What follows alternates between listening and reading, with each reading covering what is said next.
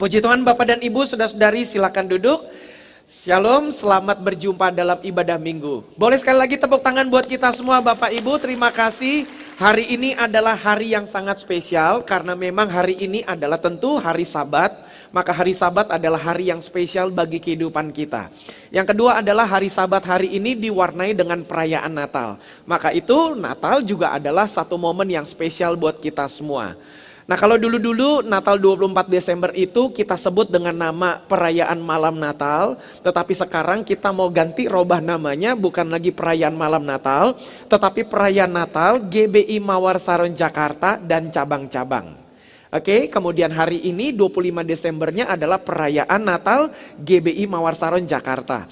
Artinya 24 kemarin kita merayakan Natal dengan seluruh keluarga besar GBI Mawar Saron Jakarta yang ada di Bodetabek, Bogor, Depok, Tangerang, Bekasi. Karena itulah lokasi yang mereka mudah untuk mencapai ke sini. Kalau kemarin Bapak Ibu datang, Bapak Ibu mungkin dari Jalan Hibrida Raya, Bapak Ibu sudah melihat begitu banyak bus-bus dan itu adalah bus-bus dari cabang-cabang. Nah siapa yang hadir kemarin dalam perayaan Natal GBI Mawar Saron Jakarta dan cabang-cabang, boleh lambaikan tangan Bapak Ibu. Ya puji Tuhan, terima kasih kemarin sudah datang ke gereja, kita sudah sama-sama diberkati Tuhan. Dan hari ini kita merayakan Natal dalam konteks kita sebagai satu gereja di Jakarta, sebagai GBI Mawar Saron. Nah tema Natal ini masih berkelanjutan dari tema kemarin. Kalau tema kemarin itu adalah dia datang membawa kabar baik, kabar baiknya adalah bagi dunia. Maka dunia perlu mengetahui bahwa kabar baiknya adalah yang pertama, Yesus Kristus adalah Raja. Dan dia bukan sekedar Raja saja, tetapi dia Raja yang kaya. Kemudian yang kedua, dari hasil 3 persembahan itu, emas, kemenyan, dan mur, maka emas menjadi lambang dari Raja. Kemenyan menjadi lambang dari Tuhan. Karena pada zaman itu bangsa Israel mempersembahkan kemenyan adalah untuk Tuhan. Kemenyan itu untuk Tuhan. Memang di Indonesia kemenyan ini untuk konotasinya setan. Kita nyium bau kemenyan takut, nyium bau-bauan wangi-wangian kita khawatir, takut karena ada roh-roh jahat. Padahal sebetulnya wangi-wangian itu dipersembahkan untuk Tuhan pada zaman bangsa Israel dulu. Maka itu kemenyan itu adalah lambang untuk Tuhan. Kemudian yang ketiga adalah mur. Mur itu bukan obeng, baut dan sebagainya. Mur itu adalah semacam jenis wangi-wangian yang dapat dibakar, dapat dibalutkan kepada jenazah orang yang sudah meninggal. Pada umumnya seperti itu. Mur gunanya seperti balsam, wangi-wangian untuk jenazah. Maka ini menjadi gambaran bahwa bukan Tuhan Yesus disumpahi untuk cepat mati oleh orang-orang Majus. Tetapi justru orang Majus itu menyatakan bahwa memang ini adalah manusia. Walaupun digambarkan dengan bintang dari timur, bintang yang luar biasa, tetapi tetap ini adalah manusia. Nah itu sudah kita bahas kemarin dan hari ini kita masuk kepada serial kedua.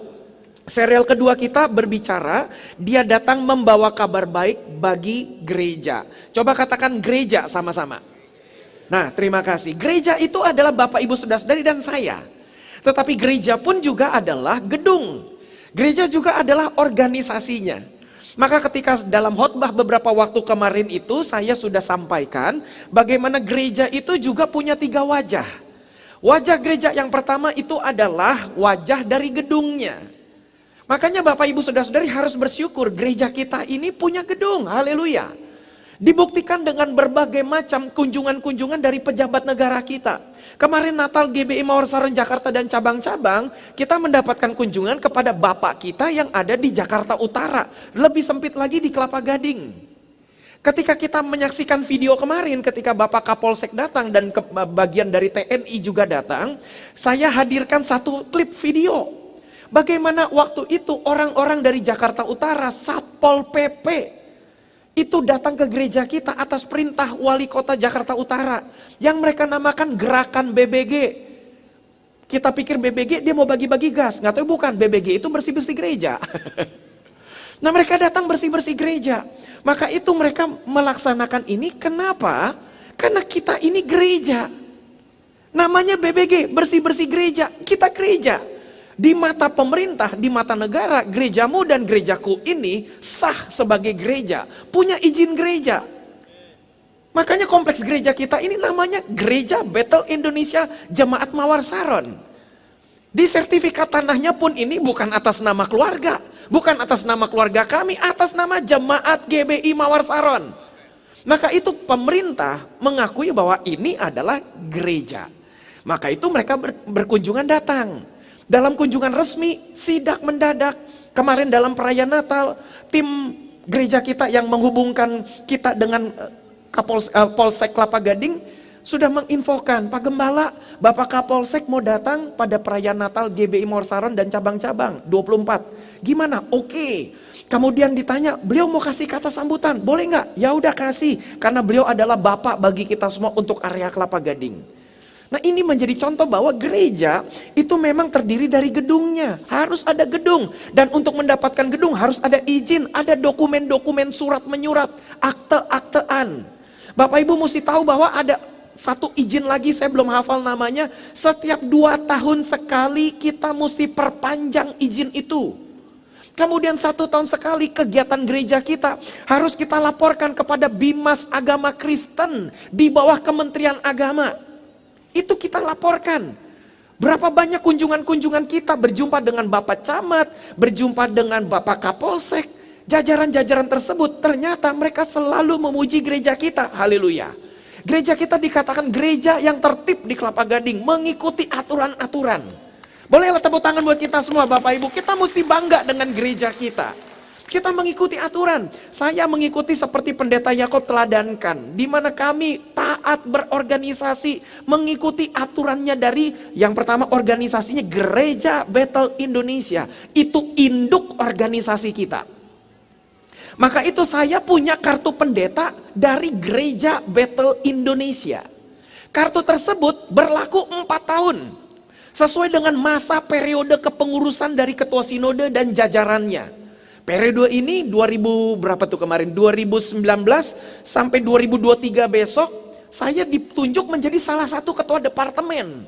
Jadi supaya Bapak Ibu bisa memahami, saya ini dalam konteks GBI, saya ini menteri. Membawai satu departemen, membawai kementerian. Maka dalam struktur tersebut saya terlibat dalam struktur organisasi GBI, ikut aktif menggerakkan gerakan dari sinode kita. Saya punya kartu pendeta sah, warnanya emas, sebagai seorang pejabat Gereja Bethel Indonesia. Expirednya 2023 besok. Di mana saya harus mendaftar ulang lagi. Dicek semua data-data saya. Betul nggak nih saya menjalankan amanat sebagai seorang pendeta? Betul nggak nih saya menjalankan tugas sebagai seorang gembala dalam struktur sinode GBI? Maka itu ada pengkajiannya. Ketika itu lulus dan oke, saya dikasih lagi kartu pendeta dari GBI untuk 4 tahun masa berlakunya. Berarti 2023 besok sampai 2027. Mesti perpanjang terus. Kemudian dari kartu Bimas Kristen pun dari Kementerian Agama warnanya putih. Saya lagi nggak bawa ke atas mimbar nih. Warnanya putih. Itu pun sah menyatakan bahwa saya di mata negara adalah seorang pendeta. Di mata negara.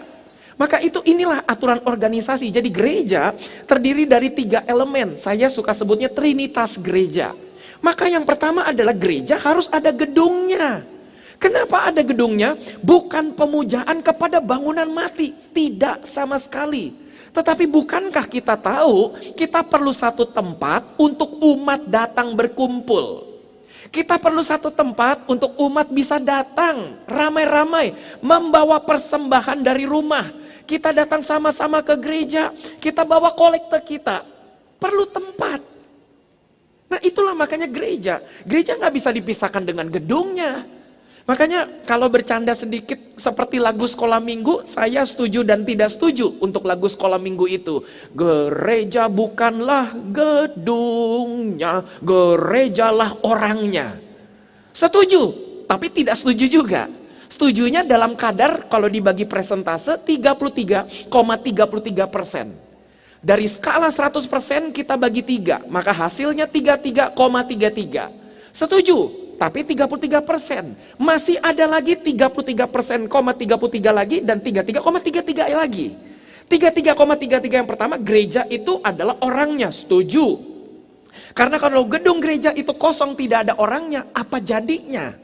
Kita pergi ke Eropa, sedih kita melihat gereja-gereja di Eropa. Kita melihat gereja-gereja di Amerika juga demikian. Gereja-gereja mulai dijual, mulai lagi mereka nggak ada lagi jemaatnya. Dalam urusan kita di Sinode GBI kemarin, ada salah satu pengurus ketua departemen pergi ke Amerika. Lalu mereka, orang ini tersebut, pendeta ini mengikuti satu konferensi misi di Amerika. Karena beliau adalah salah satu ketua bagian misi di GBI, sinode kita ini. Maka beliau memberikan laporan dalam grup WhatsApp kami, para pengurus sinode, termasuk saya, ketua sinode, ada semua di dalam grup WhatsApp tersebut. Kemudian dilaporkan bahwa ini cukup sedih lah kalau kita mendengarnya. Ini dengan segala hormat tanpa maksud apa-apa untuk sinode yang akan saya sebutkan namanya ini. Tetapi ternyata laporannya untuk gereja baptis yang ada di Amerika, sepanjang 1 tahun ini, walaupun namanya gereja baptis di Amerika, sama sekali tidak ada membaptis orang. Dalam 1 tahun. Walaupun nama sinodenya gereja baptis, tetapi tidak ada membaptis orang. Nanti tanggal 31 besok, saya akan laporkan berapa banyak jemaat kita yang kita baptiskan sepanjang tahun ini. Walaupun masih pandemi. Contoh saja 24 Desember kemarin, 17 orang dibaptis. Ini kan kabar baik Bapak Ibu dalam kondisi pandemi. Nah, ini menjadi gambaran bahwa gereja itu memang perlu orangnya, setuju. Tetapi hanya 33,33%. Sepertiga. Sepertiga yang kedua adalah gedungnya. Karena orang tadi mau dikumpulkan di mana? Gereja perlu gedungnya. Makanya kita bersyukur berbicara tentang gedung gereja kita. Bapak Ibu hari ini pasti rasa dingin. Inilah bukti bahwa gedung secara profesional memang harus dingin seperti ini. Kalau Bapak Ibu kedinginan, minggu depan ibu-ibu pakai stocking. Bapak-bapak kedinginan celananya pakai kaos kaki sepak bola yang sampai lutut. Pakai jaket. Ibu-ibu merasa dingin pakai syal. Pilih tempat duduk yang bagus, jangan di bawah corong AC, pasti dingin. Kalau udah dingin nggak tahan, pakai jaket, pakai syal. Jangan buka payung supaya tahan anginnya. Nah, jadi dengan kata lain itu gambaran yang kedua. Dan yang ketiga adalah organisasinya. Nah, ini penting Bapak Ibu Saudara harus pahami itu. Makanya kita bersyukur untuk GBI Mawar Saron Jakarta. Supaya kita semua perlu merasakan anugerah yang Tuhan berikan begitu besar bagi gereja kita. Tepuk tangan buat gereja kita Bapak Ibu. Nah, berita yang pertama yang akan kita dapatkan tentang kabar baik bagi gereja, ini berbicara tentang karunia. Coba ucapkan sama-sama karunia. Karunia itu yang Tuhan berikan bagi kita. Mari kita buka ayat panduan Alkitab kita. Dari Lukas pasal yang pertama. Kita akan baca mulai dari ayat 26 sampai ayat 37. Bapak Ibu Saudara-saudari pasti tidak asing dengan perikop ini. Karena perikop ini kebanyakan dikutip, dibaca kembali atau dihotbahkan pada perayaan Natal.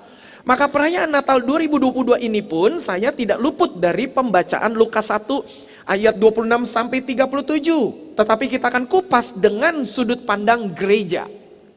Dia datang membawa kabar baik bagi gereja. Kemarin kita sudah bahas dia datang membawa kabar baik kepada dunia. Makanya dunia mesti tahu Yesus yang dirayakan oleh orang Kristen adalah raja. Bukan sekedar raja, tetapi raja yang kaya raya. Kemudian yang kedua, Yesus yang dirayakan dalam Natal oleh orang-orang Kristen adalah Tuhan. Dan juga adalah manusia. Nah, itu dunia harus mengetahuinya. Makanya dia datang membawa kabar baik bagi dunia. Itu pesan Natal kemarin. Pesan Natal hari ini adalah ada 3 juga pesannya. Tetapi bagi gereja. Karena ini agendanya saya. Saya tahu hari ini perayaan Natal 25 Desember jatuh di hari Minggu. Jatuh di perayaan hari Sabat. Maka itu agendanya adalah gereja. Khusus untuk gereja. Maka itu kita bisa lihat Lukas 1, 26 sampai 37. Bapak Ibu dengan hormat saya boleh jemput kembali bangkit berdiri. Kita akan partisipasi baca ayat-ayat ini secara bergantian. Saya akan baca ayat yang genap. Bapak Ibu Saudara-saudari jemaat terkasih akan baca ayat yang ganjil. Ayat 37 yang terakhir kita baca bersama-sama. Lukas 1 ayat 26 sampai 37, pemberitahuan tentang kelahiran Yesus. Dalam bulan yang ke-6, Allah menyuruh malaikat Gabriel pergi ke sebuah kota di Galilea bernama Nazaret. Silakan.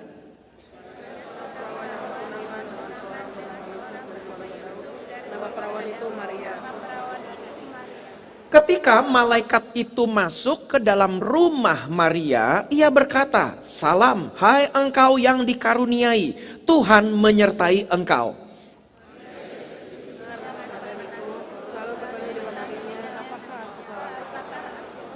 Kata malaikat itu kepadanya, "Jangan takut, hai Maria, sebab engkau beroleh kasih karunia di hadapan Allah.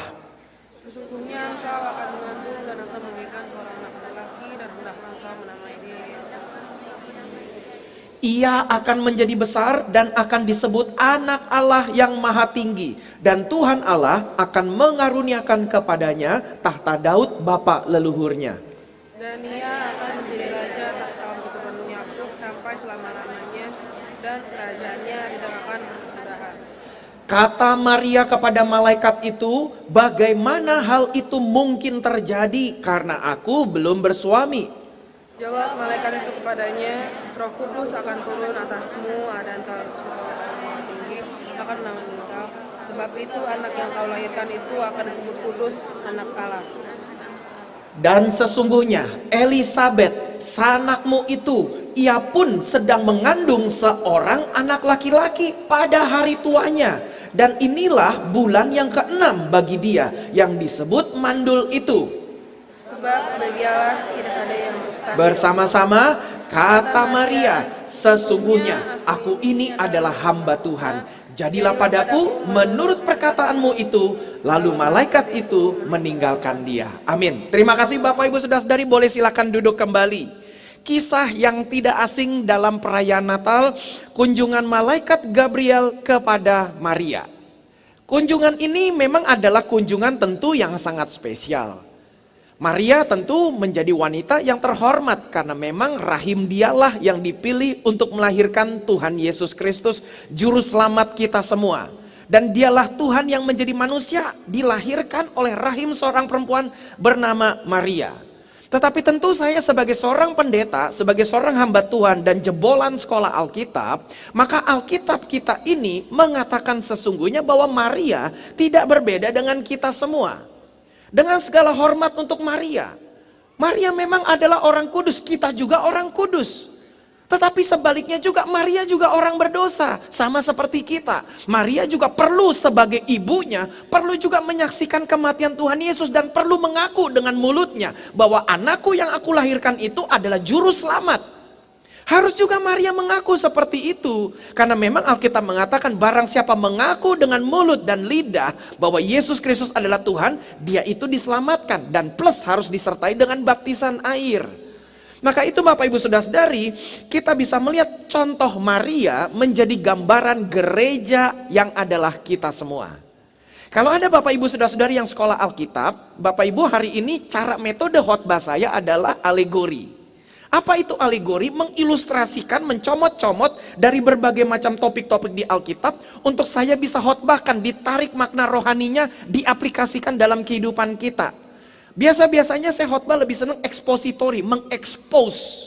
Jadi dari perikop itu saya ekspos semuanya itu. Apa rahasia di baliknya? Maka itu ada bahasa Yunani, ada bahasa Ibrani. Itu ekspositori.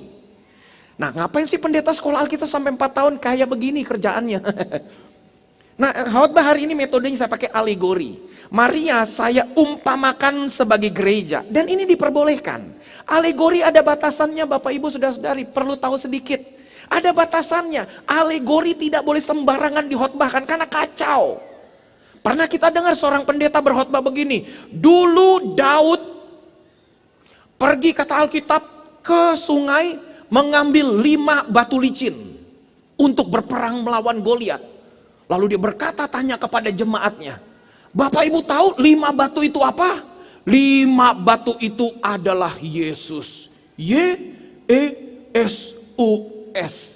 Kacau balau. Kenapa nggak bisa begitu Pak Pendeta? Zaman Daud belum tahu Yesus itu juru selamat. Zaman Daud belum ketahuan dari keturunan Daud lahirlah pokok keselamatan bagi dunia ini. Daud belum tahu, orang dia belum kawin. Jadi konteks itu boleh dicontohkan, tapi nggak boleh sampai seperti itu. Pendeta yang mau pakai tools perangkap alegori ini, perangkat alegori, mesti ngerti dulu pakem-pakemnya, batasannya. Nggak boleh sembarangan, nanti offside. Kan baru habis Piala Dunia nih. Ada pendukung Argentina di sini? Itulah makanya ada panduan-panduannya. Bapak Ibu mau tahu kenapa Daud ngambil 5 batu? Karena Daud berkeyakinan teguh dalam hatinya. Ada dugaan mengatakan dia ambil 5 batu karena Goliat punya 4 anak laki-laki. Nah, mulai matematika di otak kita mulai berkalkulasi. Berarti kalau Goliat punya 4 anak laki-laki, betapa berimannya Daud kepada Tuhan Allah Israel. Dia berkata, kalau Goliat punya 4 anak laki-laki, cukup 5 batu saja. 1 bapaknya, 1 4 anaknya. Masing-masing dapat 1. Betapa berimannya Daud kepada Tuhan. Kalau saya mungkin jadi Daud, nggak ngambil 5 Bapak Ibu, 50. Takut 1 meleset, ya nggak kena. Ambil lagi nggak kena. Maka muncullah lagu, tak kena, tak kena. Tapi Daud beriman kepada Tuhan. Nah, model khotbah beginilah yang harusnya dihotbahkan. Itulah ekspositori, jangan dialegorikan.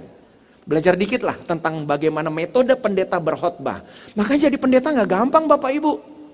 Khotbah tiap minggu di depan jemaat yang sama, muka-mukanya sama, duduknya nggak beda-beda, paling cuma geser 1-2. Bisa khotbah tiap minggu begitu, nyampaikan firman Tuhan nggak gampang. Nah makanya sekolah itu penting. Belum lagi kita lihat gereja sekarang Bapak Ibu. Aduh, kalau saya melihat seperti pesan Pak Yakob, betapa saya sangat diberkati. Mendapatkan karunia yang besar dalam hidup saya. Bahwa saya dilahirkan menjadi keluarga dari anak pendeta. Pendetanya seorang yang bernama Pendeta Yakob Nahuai. Teladan yang beliau berikan kepada saya luar biasa. Salah satu teladan yang beliau titipkan kepada saya. Beliau berkata begini, Nyong, bukannya monyong ya. Nyong, gereja harus punya salib. Karena itulah identitas gereja. Gereja yang tidak ada salib, mana ketahuan itu gereja. Makanya dekorasi Natal kita ini mau seberapa meriahnya, ini salib nggak boleh ditutup. Haleluya. Bapak Ibu keluar dari pintu utama kita, turun sedikit ngelihat salib besar-besar. Gereja harus punya salib. Kemudian Bapak Ibu lihat chapel, gedung lama kita, ada salib di atasnya. Kemudian masuk lagi, di chapel kita ada salib lagi di belakang mimbar. Itu menjadi gambar gereja. Kita nengok ke atas ada gambar Tuhan Yesus, ini gereja. Makanya inilah pentingnya Bapak Ibu Saudara-saudara, karunia. Pesan yang pertama adalah gereja mendapatkan karunia. Sama seperti Maria. Maria boleh kita contohkan, kita alegorikan sebagai gereja.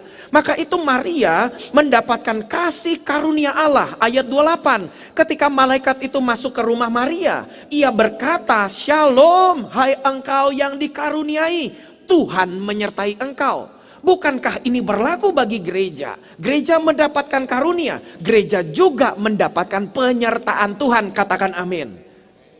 Itulah buktinya Bapak Ibu. Makanya kita patut bersyukur kepada gereja. Gereja ada untuk Bapak Ibu. Gereja ini ada untuk melayani kita. Gereja menyelenggarakan berbagai macam peribadatan, mengadakan berbagai macam sakramen, perjamuan kudus dan baptisan air, mengadakan doa pemberkatan pernikahan. Gereja mau hadir untuk masyarakat, gereja menolong untuk kebutuhan peribadatan orang-orang Kristen. Dan negara mengakuinya. Bapak Ibu jangan lupakan loh, negara mengakui gereja. Walaupun pada prakteknya gereja sering ditolak oleh masyarakat. Bahkan juga oknum-oknum, garis bawahi, oknum-oknum pejabat pun menyusahkan gereja. Ini menjadi gambaran bahwa sebetulnya kita perlu gereja Bapak Ibu. Bapak Ibu perlu gereja. Kita ada karena gereja ada. Kita bisa begini karena gereja. Bapak Ibu tiap minggu datang menikmati peribadatan karena gereja. Bukankah kita ingat dulu-dulu ketika dalam perjalanan kita belum punya tanah gereja, belum punya gedung gereja, karunia itu baru penyertaan Tuhan. Karunia mendapatkan menikmati gedung gereja belum kita miliki. Dulu memiliki gedung gereja itu kemewahan yang sulit dijangkau oleh gereja kita. Tetapi sekarang setiap hari Minggu, kemewahan ini bisa kita nikmati, Bapak Ibu. Tepuk tangan buat gereja kita dulu, Bapak Ibu, haleluya.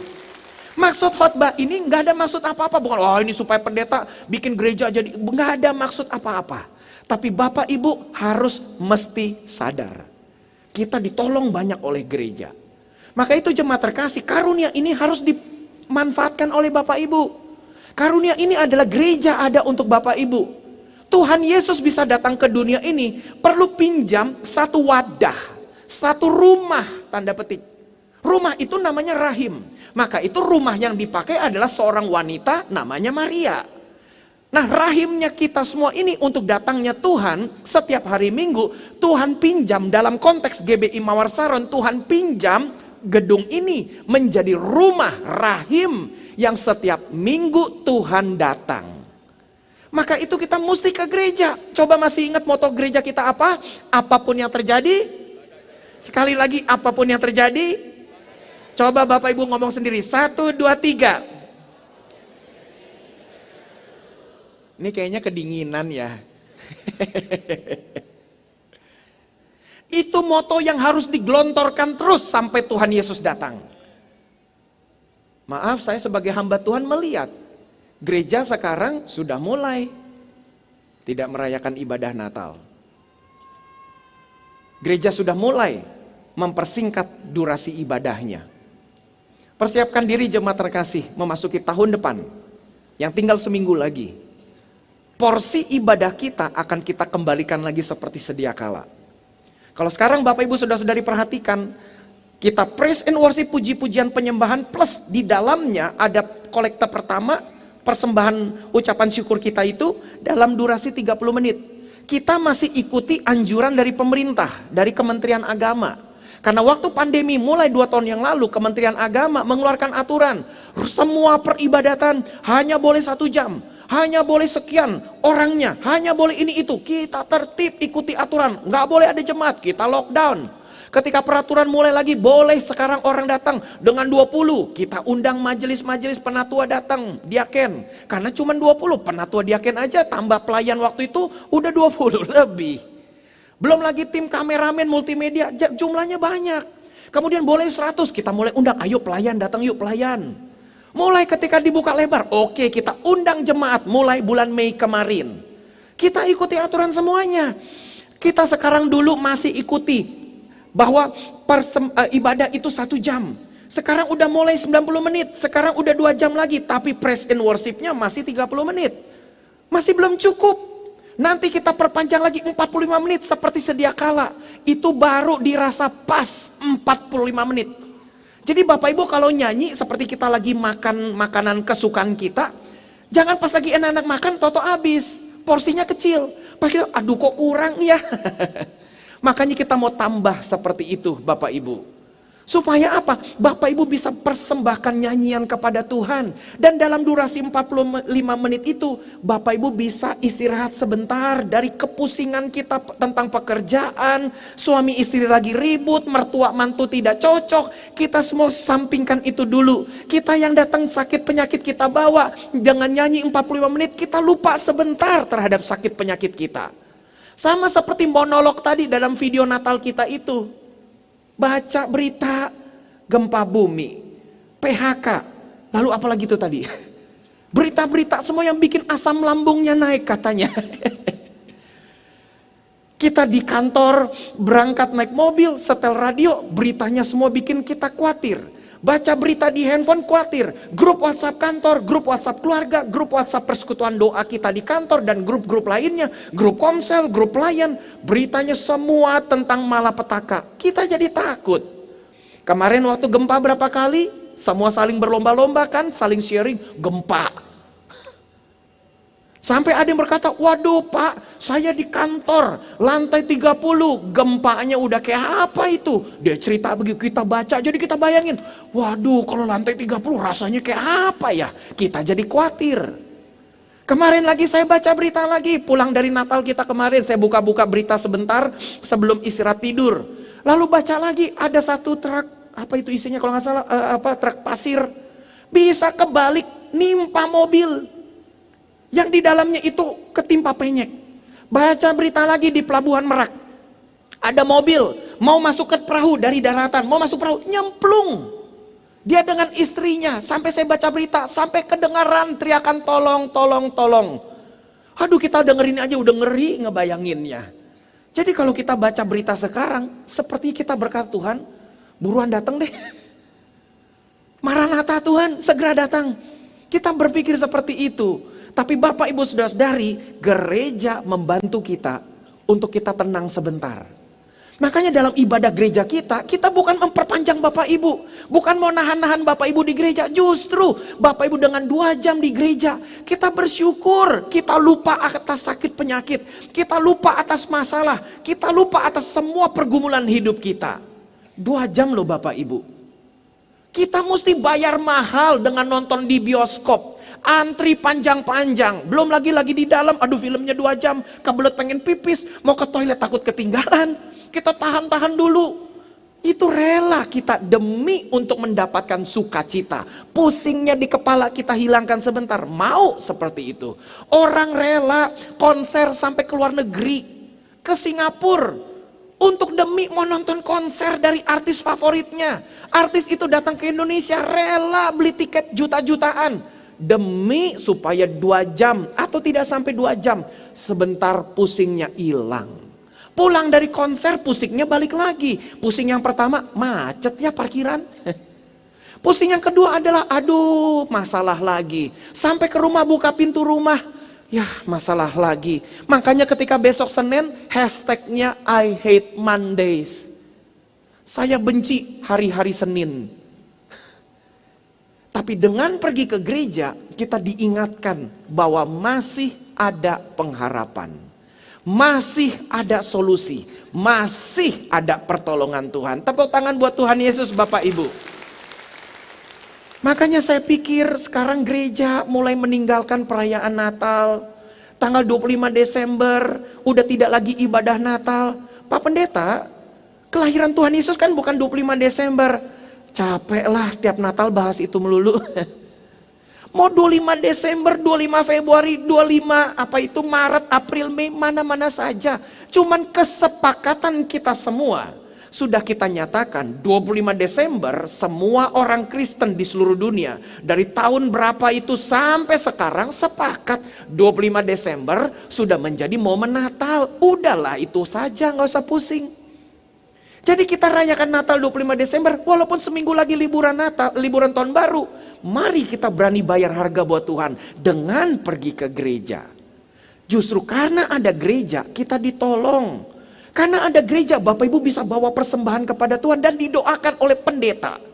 Dan Bapak Ibu bisa juga ikut berpartisipasi dalam menyembah Tuhan dalam pagelaran ibadah di gereja. Perlu bersyukur Bapak Ibu. Nah makanya dengan melihat seperti ini gereja mendapatkan karunia. Lalu lanjut lagi, Maria terkejut ayat 29. Mendengar perkataan itu lalu bertanya di dalam hatinya, apakah arti salam itu? Garis bawahi kata bertanya di dalam hatinya. Di dalam hati. Malaikat bisa mengetahuinya. Dan malaikat memberikan jawaban. Maria cuma bertanya, waduh kalau aku hamil gimana ini? Apa ini juga salamnya? Kok begini salamnya? Kok dia bisa tahu nama saya? Kok bisa mendadak muncul masuk ke rumah saya? Ini penjebolan nih, masuk diam-diam, ini maling nih. Ternyata bukan, karena maling gak mungkin dong. Shalom, oh shalom Pak, mau apa? Mau rampok Bu. Gak mungkin kan, lalu bodohnya kita lagi, oh ya silakan Pak, saya kasih waktu 5 menit cukup? Gak cukup, setengah jam ya. Nah ini Maria berkata dalam hatinya, apakah arti salam itu? Lalu kata malaikat itu kepadanya, jangan takut, hai Maria.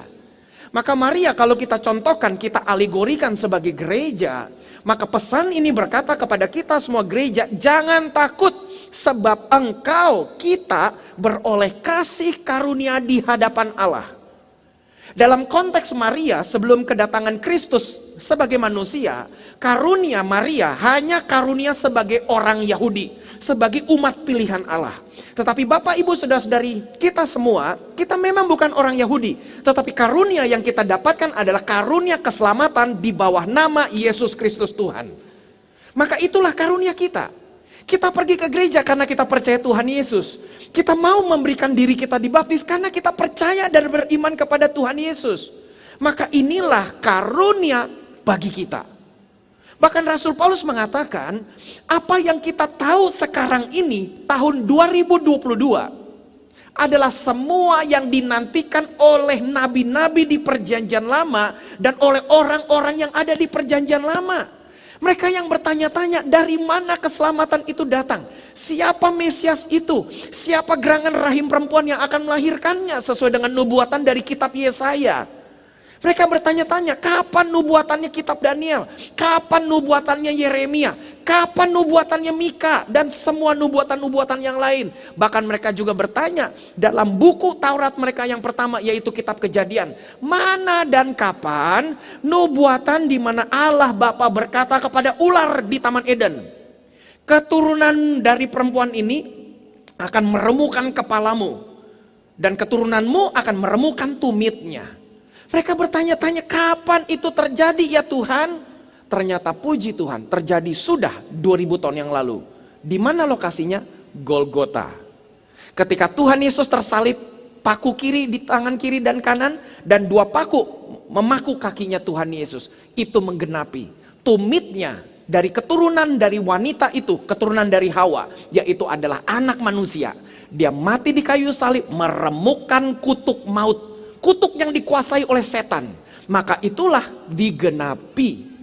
Semua orang-orang perjanjian lama termasuk Musa, Abraham, Adam dan Hawa. Semua bertanya-tanya, siapa gerangan yang dinubuatkan ini? Tapi haleluya, saya dan Bapak Ibu Saudara-saudari semua sudah mendapatkan karunia. Dan kita tahu siapa yang meremukkan tumitnya itu. Siapa yang meremukkan kepala dari keturunan iblis itu, yaitu Yesus Kristus Tuhan namanya.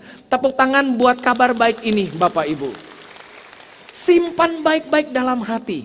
Ajarkan kepada anak dan cucu kita. Terus ulangi nama yang ajaib itu. Supaya rumah kita berkumandang nama itu. Pasang salib di rumah kita. Jangan takut, taruh salib gede-gede di ruang tamu kita. Supaya orang tamu datang dia ngeliat. Ada salib tandanya di rumah kita. Ada kalender gereja dibagikan, pajang di situ. Supaya orang tahu, penasaran. Sampai orang nanya, Jeng, zaman begini masih pakai kalender gede begitu? Tinggal kita bilang nggak apa-apa, ini jadi hiasan. Supaya setiap kali kita lewat ruang tamu, kita ingat tentang gereja. Jadi kita bisa bersyukur. Besok Senin mau ke kantor, kita lihat ruang tamu, kita lihat kalender. Sambil ngecek dulu, besok tanggal berapa ya, lusa tanggal berapa ya. Sambil kita lihat gereja Bethel Indonesia Mawar Saron. Lalu dalam hati kita, aduh Tuhan terima kasih. Aku dikaruniai seperti Maria. Dan aku sebagai gereja juga mendapatkan karunia. Pulang dari kantor pusing suami kita, lihat kalender diingatkan. Ya sepusing-pusingnya masalah ini, tapi Tuhan sudah berikan keselamatan, dapat penghiburan Bapak Ibu. Maka ini menjadi kabar baik yang pertama. Karunia diberikan kepada gereja. Karunia ini harus kita pergunakan dengan sebaik-baiknya. Dan panggilan berikutnya juga tentang gereja. Bapak Ibu Saudara-saudari jemaat terkasih, tugas saya lah sebagai gembala harus memberikan pesan-pesan penggembalaan seperti ini. Yaitu, mari kita yang belum daftar ulang menjadi jemaat GBI Mawar Saron, segera daftar ulang. Kesempatan mumpung masih ada. Saya perlu jelaskan sedikit supaya Bapak Ibu jemaat terkasih bisa tahu dan mengerti apa peranan gereja dalam hidup kita. Sekali lagi, negara memberikan wewenang kepada pendeta untuk yang pertama, mengurus warga negara Indonesia yang beragama Kristen untuk perkawinan. Maka itu gereja diberikan wewenang, karunia yang pemerintah berikan kepada gereja adalah mengawinkan warga negara Indonesia yang beragama Kristen. Boleh gereja mengaturnya, negara tidak mengaturnya. Tanda petik, negara mengoutsource pekerjaan ini kepada gereja. Maka itu gereja bertugas mengawinkan jemaatnya, Mengawinkan orang Kristen itu tugas gereja.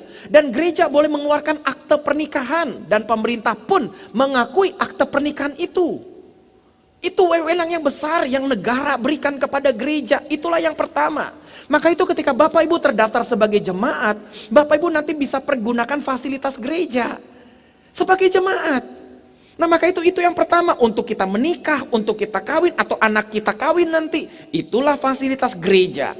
Kemudian yang kedua, manakala Bapak Ibu saudara-saudari sakit, gereja bisa melayani. Dan negara dan lembaga-lembaga lainnya mengizinkan pendeta boleh tembus semua pintu. Pendeta perwakilan dari gereja. Pendeta boleh masuk sampai ruang ICU untuk menjenguk jemaatnya. Bahkan lagi COVID-19 pun ketika ada yang sudah positif pada zaman kemarin dulu. Ketika ada orang positif masuk ke ruangan isolasi di rumah sakit. Pendeta pun juga boleh masuk asal pakai APD. Tapi ditanya dulu sama susternya, Bapak yakin? Orang sakit apapun, orang sudah meninggal pun. Meninggal contoh maaf dengan kecelakaan, berdarah-darah, wajah sudah tidak berbentuk. Tapi kalau pendeta datang dan berkata, maaf saya pendetanya, saya gembalanya. Saya mau masuk ke dalam. Oh iya silakan Pak Pendeta. Tapi Pak siap ya, jangan Bapak nanti kaget darahnya banyak. Gak apa-apa. Silakan Pak Pendeta. Pendeta boleh. Jadi lembaga rumah sakit pun, lembaga negara mengizinkan gereja yang diwakilkan oleh pendetanya dan pelayan-pelayannya boleh melayani warga negara Indonesia yang sedang sakit. Itu tugas gereja. Yang ketiga adalah dalam urusan mati kematian. Kita semua pasti akan mati. Cuman gak tahu kapan. Dan selalu datangnya secara mengejutkan. Kita yang muda-muda, anak-anak muda, jangan petantang peteteng dan berkata nanti aja lah bertobatnya, nanti aja dibaptis. Jangan kita pikir tenang, masih jauh apanya? Kita semua sambil menunggu-nunggu, jangan-jangan kita bisa duluan. Ada orang lebih tua dari kita, gak mati-mati, yang muda mati duluan. Nah ini kita masalahnya adalah kita tidak tahu. Nah ketika kita terdaftar di gereja sebagai jemaat dan punya data-datanya ada di database gereja, maka Bapak Ibu ketika meninggal, gereja bisa melayani sampai kepada proses penguburan. Kenapa sampai proses penguburan? Karena proses penguburan itu berkaitan lagi dengan negara. Karena negara akan mengeluarkan akte kematian. Nah akte kematian itu juga salah satu dokumennya adalah bisa disisipkan dari dokumentasi gereja. Dan gereja menyatakannya betul ini adalah umat Kristen dari penggembalaan kami. Sudah berpulang ke rumah Bapa kekal. Itu akhirnya menjadi bukti kepada negara. Nah jangan sampai Bapak Ibu Saudara-saudari tidak mengurus dokumen-dokumen di gereja. Lalu kejadian sakit. Ketika pas sakit nanti laporan. Oh Bapak atau Ibu ini sakit. Langsung tim kantor mengecek di database. Gak ada namanya. Lalu kita berkata, lah ini gimana dong? Kita mau layani, kalau layani kunjungan hanya datang doakan, ya puji Tuhan itu pasti kita bisa lakukan. Kalau meninggal pun pasti kita bisa mengadakan peribadatan. Tapi kalau sampai ke penguburan, itu udah kaitannya ke negara. Maka itu repotnya gereja jadi di situ. Pernah kejadian gereja kita mengalami, ada orang meninggal. Orang mengatakan ini jemaat GB Mawar Saron. Ya tim pelayanan turun dong ke lapangan. Ke rumah duka. Pas di rumah duka udah bawa alat. Mau mengadakan ibadah penghiburan. Tahu-tahu ada gereja lain juga bawa alat. Satu datang dari sini. Satu lagi datang dari situ. Ketemu di hampir pintu masuk saling lihat-lihat. Bapak mau ke ini tempat ini? Betul. Ini ruangan? Betul. Dia tanya juga. Bapak mau ke situ juga? Betul. Sweet aja deh. Akhirnya gereja kita kalau nggak salah mengalah. Oh begitu, ya udah Bapak aja deh. Nah yang serunya lagi, gaya orang Indonesia. Udah Bapak aja deh. Enggak Bapak aja. Udah Bapak aja, berantem di luar. Tinggal keluarga lagi nangis. Terus nengok di depan, Bapak aja. Pada mau nyusul. Terjadi itu Bapak Ibu. Aduh, belum lagi kalau misalnya saya ada waktu, jadwalnya oke, dapat kabar, Pak Gembala, ada jemaat sakit di rumah sakit, kamar 10 tolu, bukan itu penjara ya. Ruangannya ini, namanya Blok Melati, kamarnya kamar 6. Lalu masuklah saya sebagai pendeta yang katanya dapat laporan, ini jemaat. Pas saya masuk di situ, nggak tahu udah ada pendeta lain. Kita nggak enak Bapak Ibu. Sebagai pendeta nggak enak. Pas kita datang, lah kok ada pendeta lain? ya pasti kita pulang dong. Kalau saya datang begitu, lah kok ada pendeta lain? Kan gak enak dong, yaudah saya pamit. Nangkep Bapak Ibu? Atau sebaliknya, waktu ada saya di situ, Bu, Pak, jangan takut ya ada Tuhan. Lalu ada pendeta lain, etikanya begitu. Pasti, loh kok ada pendeta? Ya ditunggu. Tunggu kayak di kantin, tunggu kayak di mobil. Sampai pendetanya keluar, baru begitu. Kalau pendeta yang gak tahu etika langsung, hehehe, ini domba gua. Yang satu lagi juga, ini domba gua. Terjadi di lapangan Bapak Ibu. Kami pendeta jadi gak enak. Belum lagi yang paling serunya, kalau meninggal. Kalau yang meninggal langsung berkata, ini rajin nongol tiap minggu di gereja. Tapi cek di database, kok gak ada datanya. Orang berkata, ini jemaat. Pas dicek datanya, kok gak ada datanya. Terus gimana dong? Sesuai dengan aturan lah. Kalau memang dia jemaat gereja lain, biar bapaknya yang ngurus anaknya sendiri. Masa kita ngurusin anak orang? Kita ngurus anak kita sendiri, yang juga belum semuanya keurus. Nah itu problemnya, makanya Bapak Ibu. Jadi dengan kata lain, saya harus ceritakan ini tanpa maksud apa-apa. Karena ini adalah gereja, juga adalah organisasi. Harus ngurusin gini, karena dalam mata negara, gereja diberikan wewenang untuk mengurus umat Kristen yang ada di Indonesia. Atas hal-hal ini kita boleh mengurusnya. Tapi pada prakteknya di lapangan gereja kena masalah. Karena memang ternyata datanya gak rapi, milik orang jemaat gereja lain. Nah ayo Bapak Ibu, seruan dari saya menutup tahun ini adalah rapikan database gereja kita. Bapak Ibu kontak ke kantor gereja call center kita, nomornya mudah kok, 0811 909 419. Mudah, kontak saja Bapak Ibu, nanti dokumen-dokumen bisa pakai WA. Kirim, scan yang baik, foto yang baik, jangan fotonya pakai bayangan. Saya mau kirim foto KTP, boleh? Boleh, kirim saja melalui pesan WA. Tapi foto KTP-nya ada bayang-bayang handphone. Pas di foto begitu, tim kantor mau baca namanya. Ini namanya apa ya? Yohanes, Yohana, Yohanan. Jadi yang jelas, kalau perlu pergi ke warnet, scan dulu, bawa dokumen itu, scan, jadi file soft copy, nanti kirim ke gereja, didata dengan bagus, supaya gereja bisa melayani Bapak Ibu Saudara-saudari dengan maksimal. Ini perlu disampaikan, karena ini pesan penggembalaan, teknis pelayanan gereja. Maka itu Bapak Ibu, itulah karunia Allah dari gereja. Makanya sama seperti Maria, melalui rahim Maria, melalui wadah yang Maria miliki, orang-orang diberkati, umat manusia diberkati. Melalui badan gereja, umat Kristen diberkati. Karena mendapatkan karunia. Haleluya. Yang kedua, kita lihat ayat 34-35. Dikatakan, kata Maria kepada malaikat itu, bagaimana hal itu mungkin terjadi? Karena aku belum bersuami. Jawab malaikat itu kepadanya, Roh Kudus, boleh katakan sama-sama Roh Kudus? Haleluya. Roh Kudus akan turun atasmu. Dan kuasa Allah yang maha tinggi akan menaungi engkau. Sebab itu anak yang akan kau lahirkan itu akan disebut kudus, anak Allah. Membaca ayat yang kedua ini, poin yang kedua ini, Bapak Ibu Saudara-saudari, kabar baiknya adalah, kabar ini bukan akan lagi. Bukan akan. Karena Maria belum mengandung. Tuhan Yesus belum dilahirkan. Allah belum mengambil wujud manusia, maka pesannya adalah akan. Kamu akan mengandung. Anak ini akan dinamakan Immanuel. Dia akan dinamakan Yesus. Tetapi sekarang sudah bukan akan lagi Bapak Ibu. 2000 tahun berikutnya, zaman kita sekarang, bukan akan, sudah. Maka itu ayat ini kalau kita boleh baca kembali di ayat 34 dan 35, kita boleh katakan lagi, bagaimana caranya Roh Kudus itu bisa ada dalam diri kita. Itu kira-kira ayat 34. Lalu 35, jawab firman Tuhan hari ini kepada kita. Roh Kudus sudah turun atas kita. Pentakosta sudah terjadi 2000 tahun yang lalu, haleluya. Maka itu Roh Kudus sudah turun di dunia ini. Sudah ada bersama-sama dengan seluruh umat yang percaya. Maka kita yang percaya, Pentakosta sudah ada dalam hidup kita. Roh Kudus menyertai kita semua Bapak Ibu. Maka itu dengan adanya Roh Kudus menyertai kita semua, Roh Allah, kuasa Allah yang maha tinggi menaungi kita semuanya. Itulah gambarannya. Jadi kita sudah mendapatkan karunia Roh Kudus.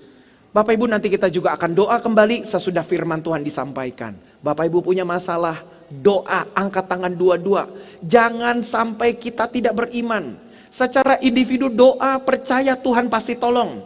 Suami istri nanti gandengan tangan, boleh angkat ke atas sama-sama, berdoa. Kenapa gandengan tangan? Supaya menandakan kesatuan hati, beriman. Dan ketika suami istri saling bergandengan diangkat ke atas, ketika istri dilawat Tuhan, genggaman tangannya jadi lebih erat.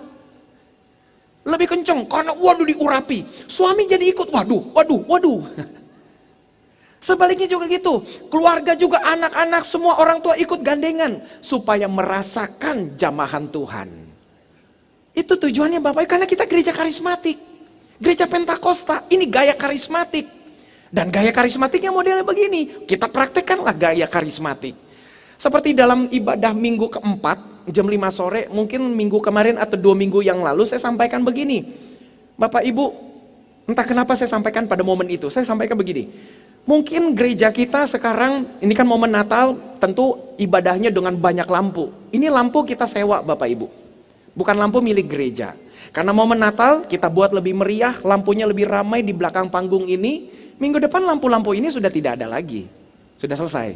Dengan kata lain menjadi gambaran bahwa karena sedang merayakan, maka itu rame lampunya sebagai bentuk perayaan, menandakan lahirnya terang dunia. Nanti ketika sudah mulai ibadah reguler, ibadah minggu reguler, sudah hampir seperti biasa. Tetapi kita mulai melihat lagi, waduh tayangannya makin oke, musiknya makin mantap, sound systemnya mantap. Natal kemarin gimana sound systemnya Bapak Ibu? Keren nggak? Keren. Getaran-getarannya mantap kan? Moga-moga jangan sampai ada yang ringnya bergeser. Toto pakai ring gara-gara sound system, ringnya bergeser. Tapi orang suami berkata, "Mak, aku kok jadi sehat ya, Mak?" Gereja itu mendapatkan karunia Roh Kudus. Dan Bapak Ibu setiap minggu datang ke gereja, Roh Kudus itu selalu diingatkan ada dalam diri kita. Bapak Ibu pergi ke bioskop, Bapak Ibu gak ingat Roh Kudus. Bapak Ibu makan di restoran favoritmu, engkau tidak ingat dengan Roh Kudus. Syukur-syukur ingat doa makan. Kita gak akan ingat Roh Kudus. Jalan-jalan ke luar negeri, luar kota, tempat destinasi wisata yang favorit kita, tetap kita gak ingat Roh Kudus. Dengan pergi ke gereja, Bapak Ibu diingatkan dengan Roh Kudus. Tepuk tangan buat Roh Kudus Bapak Ibu. Khotbah Pentakosta tahun depan, kita akan kupas Roh Kudus lebih banyak lagi. Bapak Ibu akan semakin diperlengkapi, makin ngerti, makin terang. Dalam beriman kepada Tuhan Yesus makin jelas, tidak samar-samar lagi. Karena Alkitab sudah menggambarkannya. Dan tugas saya sebagai pendeta ya harus menjelaskannya kepada Bapak Ibu. Tahun depan temanya adalah The Year of Restoration. Tahun restorasi, tahun pemulihan. Saya sudah coret-coret konsep serial-serial khotbah untuk tahun depan itu. Kita mulai dengan restorasi pribadi. Restorasi hubungan suami istri, hubungan orang tua anak, hubungan mertua mantu, hubungan dengan rekan kerja, hubungan dengan orang. Kemudian kita lagi masuk restorasi finansial, restorasi kesehatan, restorasi apapun. Kita buatkan serial-serialnya. Saya udah gak sabar tunggu tahun depan untuk khotbahkan serial-serial itu. Karena saya percaya, saya duluan yang diberkati. Karena saya yang siapkan bahannya. Sampai waktu saya coret-coret ketemu ayatnya sambil doa, sambil nyanyi-nyanyi bersenandung. Saya temukan rahasia firman Tuhan dibukakan. Saya berkata, waduh hebat banget ayat ini. Tuhan terima kasih, hamba duluan mencicipi berkat karunia itu dulu. Baru bagikan kepada jemaat. Kita diberkati nanti tahun depan dengan berbagai macam serial-serial khotbah. Bapak Ibu akan ditolong. Saya percaya pemulihan terjadi bagi kita semua tahun depan. Tinggal seminggu lagi Bapak Ibu, keren. Tanggal 8 Januari nanti kita akan mulai serial itu. Langsung kita tancap gas. Haleluya. Makanya rajin ke gereja untuk mendapatkan Roh Kudus. Sama seperti Maria. Maria mendapatkan Roh Kudus. Yang terakhir, yang ketiga, ayat 36 dan 37. Dan sesungguhnya kata malaikat itu kepada Maria, Elisabet, sanakmu itu, ia pun sedang mengandung seorang anak laki-laki pada hari tuanya. Dan inilah bulan yang ke-6 bagi dia yang lagi mengandung itu. Dan dia yang sudah dikenal karena sudah tua tidak juga punya anak, disebut mandul itu. Lalu ayat 37, sebab baca sama-sama, bagi Allah tidak ada yang mustahil. Sekali lagi boleh sama-sama, sebab bagi Allah tidak ada yang mustahil. Coba nengok kiri kanan bilang, bagi Allah tidak ada yang mustahil. Ngomong dengan iman. Walaupun pulang, ngelihat lagi PAM udah disegel.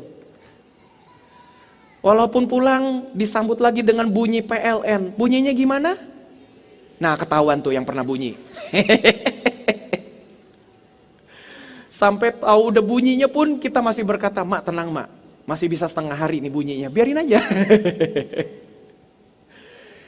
Poin yang terakhir, gereja, dengar baik-baik, ini bagus. Dari pesannya, Elizabeth, saudaramu itu, sedang mengandung di masa tuanya. Dan sudah 6 bulan. Sudah jadi anak. Udah 6 bulan, udah berbentuk. Sudah pasti. 6 bulan, sepupumu itu sudah mengandung, sanakmu itu sudah mengandung. Dan disebut mandul, yang gak mungkin pada awalnya dulu untuk mengandung. Tapi sekarang sudah mengandung dan sudah 6 bulan, sudah jadi anak, sudah jadi bayi. Lalu ditutup dengan kalimat, sebab bagi Allah tidak ada yang mustahil. Maka dari kalimat itu berlaku juga bagi kita gereja. Maka gereja mendapatkan kuasa, ini dengar baik-baik Bapak Ibu, kuasa untuk melakukan yang mustahil. Percaya nggak Bapak Ibu? Bukankah waktu engkau masuk ke dalam gedung ini, engkau melihat hal-hal yang mustahil terjadi? Hal yang mustahil terjadi Bapak Ibu. Saat pandemi, gereja kita baru buka 8 bulan. Coba kalau Bapak Ibu habis tutup toko baru buka 8 bulan. Udah secara permodalan udah oke belum? Kita bisa beli sound system, bisa beli videotron, bisa beli AC tambah sampai dingin. Bapak Ibu lihat lagi tuh di pintu-pintu masuk kita tambahin lagi namanya air curtain. Gorden angin. Gunanya apa? Udara dingin di dalam gedung ini tertahan dengan tiupan angin seperti di mall. Jadi kalau Bapak Ibu yang keluar masuk ruangan begitu, buka tutup pintu, ketiup angin itu udara dingin di dalam gedung tidak keluar. Dan udara panas di luar tidak masuk ke dalam gedung ini. Supaya secara profesional penanganan gedung gereja kita ini, udara sejuknya dapat terasa. Makanya ibu-ibu yang berjambul, hati-hati lewat situ.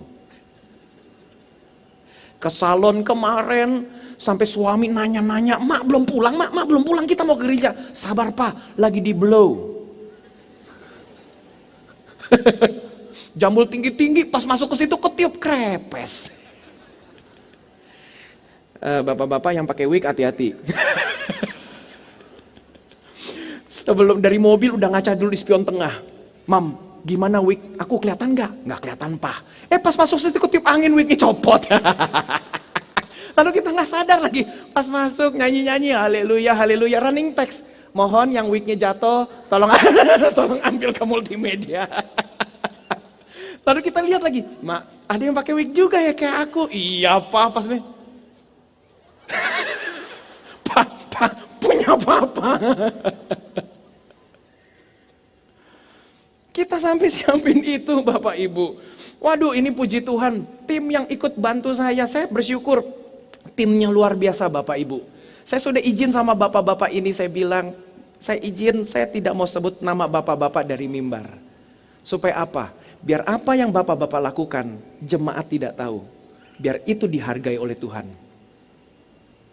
Karena kalau jemaat tahu, nanti Tuhan pikirnya, oh ya sudahlah, orang sudah tahu, ya sudah. Nanti orang ucapin, Pak terima kasih ya karena Bapak, Pak terima kasih karena Bapak. Saya berkata jangan disebut. Biar nama Tuhan saja yang dimuliakan, biar Tuhan Yesus saja yang orang-orang bisa tahu dan menghargainya. Saya izin sama bapak-bapak itu, biar kita aja orang nggak tahu, cukup kita saja di internal. Kita nggak usah foto-foto taruh di medsos. Biar apa yang kita lakukan, rapat, kita tiap Rabu rapat Bapak Ibu. Dari jam 12 siang bisa sampai jam 9 malam, buset. Coba ngomong sama-sama buset. Paset, kalau buset kan perempuan. Ini paset, karena bapak-bapak rapat sampai begitu. Panjangnya kita bahas sound system, kita detailin Bapak Ibu. 4 vendor majuin proposal penawaran harga, kita pretelin satu persatu. Rapat sampai malam. Entah berapa banyak tuh kue-kue kering, snack semua. Kopi dan teh, air putih.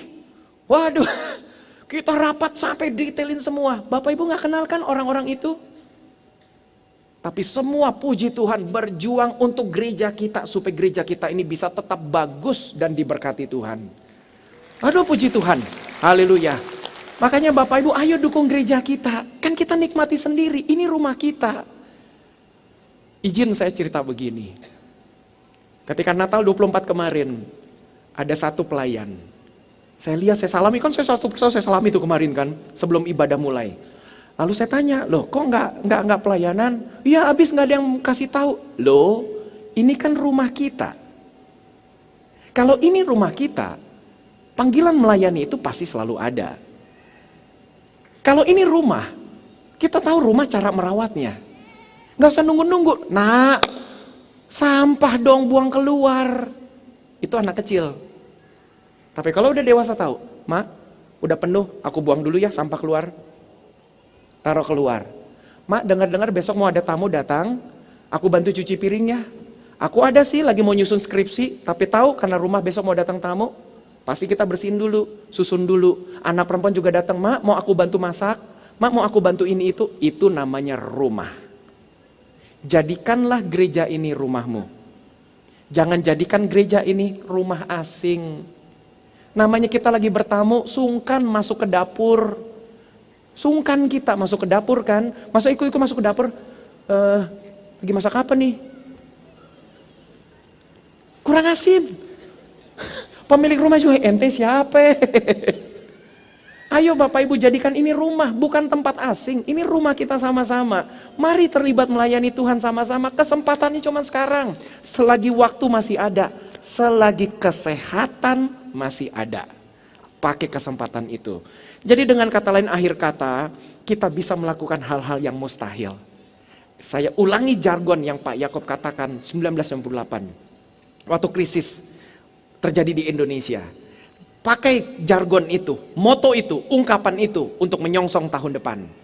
Dunia boleh resesi, tapi anak-anak Tuhan tetap resepsi. Haleluya. Percaya itu Bapak Ibu. Oke, tapi percayanya harus dijalani ora et labora. Paham? Jadi jangan cuma percaya. Dunia resesi, anak Tuhan resepsi. Tapi Senin nganggur di rumah. Selasa nganggur, Rabu nganggur. Istri nanya, Pak gak kerja Pak? Lah kan lagi susah Mak. Model begini suami, tendang aja kerja lu. Jangan dilakukan ya Bapak Ibu. Yang gini mah harus kerja. Tapi kalau suami ini khotbah nanti di serial tahun depan ketika pemulihan keluarga dan rumah tangga, apalagi hubungan suami istri. Nih ibu-ibu dengar baik-baik nih. Kalau suamimu sudah bekerja dengan keras, walaupun pemasukannya masih susah, tapi dia sudah kerja keras. Kerja dengan jujur, tidak robabon, tidak meres orang, tidak ngambil berkat orang lalu diambil untuk kepentingan dirinya sendiri. Model suami seperti itu, sama seperti Mazmur 31. Walaupun firman itu berkata istri yang cakap, siapakah yang akan mendapatkannya? Ini juga berlaku, suami yang cakap, siapakah yang akan mendapatkannya? Nah itu harus nanti kita bahas di tahun depan. Ini hanya preview saja, prolog untuk masuk ke serial nanti. Jadi Bapak Ibu Saudara-saudari, gereja mendapatkan kuasa untuk melakukan hal yang mustahil. Jadi Bapak Ibu setiap minggu datang ke gereja diberikan kekuatan. Supaya Bapak Ibu jangan takut melangkah. Karena Allah beserta dengan kita, Immanuel. Sebab bagi Allah tidak ada yang mustahil. Tepuk tangan lalu kita bangkit berdiri.